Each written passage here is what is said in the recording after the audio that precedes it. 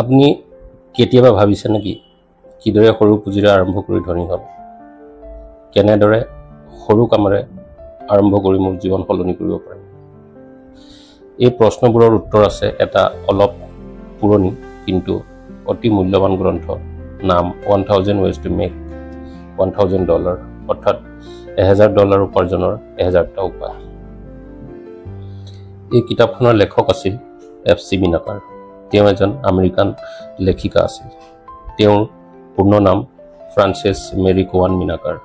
কিতাপখন প্ৰথমবাৰ 1936 চনত প্ৰকাশিত হৈছিল। কিতাপখন উদ্যোগ আৰু টকা উপাৰ্জনৰ বাস্তৱ উপায়সমূহৰ ওপৰত ভিত্তি কৰি লিখা। ৱাৰেন বাফেট, যাক বিশ্বৰ ধনী ব্যক্তিসকলৰ তালিকাত শীৰ্ষত ৰখা হয়, তেওঁ কৈছিল এই কিতাপখনে তেওঁৰ জীৱনৰ পথ সলনি কৰি দিছিল। তেওঁ কৈছিল, মই এই কিতাপখন পঢ়িয়েই শিকিছিলোঁ, সৰু কাম হ'লেও যদি আমি দৃঢ়তা, সংযম আৰু অধ্যৱসায়ে আগবাঢ়োঁ, এদিন নিশ্চয় সেই সৰু কামেই ডাঙৰ সফলতাৰ ভেটি হয়। সেয়েহে আজি আমি এই কিতাপখনৰ বিষয়ে আলোচনা কৰিম। কিজানিবা আপুনিও ইয়াৰ মূল কথাবোৰ বুজি আপোনাৰ জীৱনৰ ধন উপাৰ্জনৰ চিন্তাধাৰা সলনি কৰিব পাৰে। কিতাপখনৰ প্ৰথম অধ্যায়ত লেখকে ক্ষুদ্ৰ আৰম্ভণিৰে ডাঙৰ সপোন দেখাৰ কথা কৈছে। লেখকে কৈছে, বহুতো মানুহে ভাবে মোৰ পুঁজি নাই বা কম, মই কিদৰে ব্যৱসায় আৰম্ভ কৰিম। কিন্তু বাস্তৱ শিক্ষা হৈছে ডাঙৰ সপোনৰ আৰম্ভণি সদায় সৰু পুঁজিৰ পৰাই হয়। আপুনি ভাবকচোন, যদি আপুনি দিনে মাত্ৰ 100 টকা উপাৰ্জন কৰে, তেন্তে বছৰত 36,000 টকা হয়।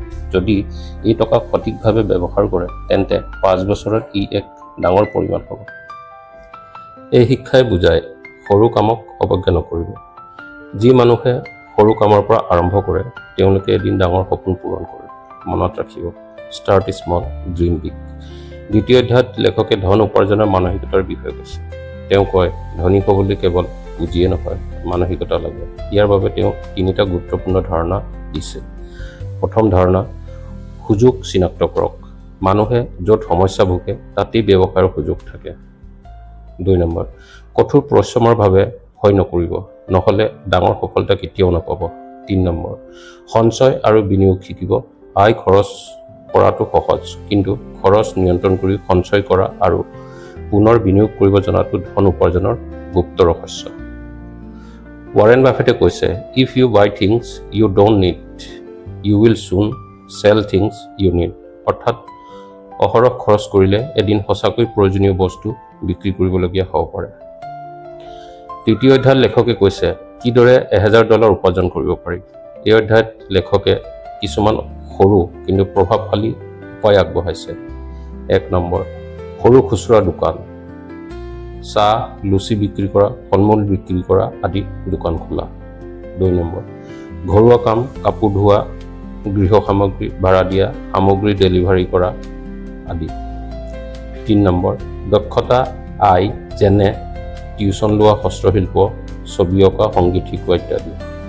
4 নম্বৰ, পশুপালন, মুৰ্গী বা মাছ পালন। 5 নম্বৰ, ই-কমাৰ্চ বা অনলাইন। আজিৰ যুগত অনলাইন ব্যৱসায় বহুত সহজ। লেখকৰ মতে, যি কামত আপোনাৰ দক্ষতা আছে তাক আয়ৰ উপায় পৰিণত কৰক। এতিয়া প্ৰশ্ন হ'ল, আপুনি আপোনাৰ দক্ষতা চিনাক্ত কৰিছেনে? যদিহে কৰিছে, তেন্তে ই আপোনাৰ জীৱনৰ পথ নিৰ্ধাৰণ কৰিব। 4ৰ্থ অধ্যায়ত লেখকে সময়ৰ মূল্যৰ কথা কৈছে। আপুনি জানেনে, আপোনাৰ সময়ে আপোনাৰ সৰ্বশ্ৰেষ্ঠ পুঁজি। কিতাপখনত লেখক কৈছে, টাইম ইজ মনি। যদি আপুনি দিনে 1 ঘণ্টা সময় অপচয় কৰে, বছৰত 365 ঘণ্টা হানি হয়। সেই সময়ত আপুনি যদি কিবা স্কিল শিকিলে হয় বা সৰু কাম কৰিলে হয়, আপোনাৰ আয় বহুগুণে বৃদ্ধি পালে হয়। মনত ৰাখিব, সময়ক সঠিকভাৱে ব্যৱহাৰ কৰা মানুহেই জীৱনত আগবাঢ়ে। 5ম অধ্যায়ত লেখকে সংযম আৰু পুনৰ বিনিয়োগৰ কথা কৈছে। তেওঁৰ মতে মাত্ৰ আয় কৰাটো নহয়, ইয়াক কেনেকৈ ব্যৱহাৰ কৰা হৈছে তাকেহে ধন উপাৰ্জন বোলা হয়।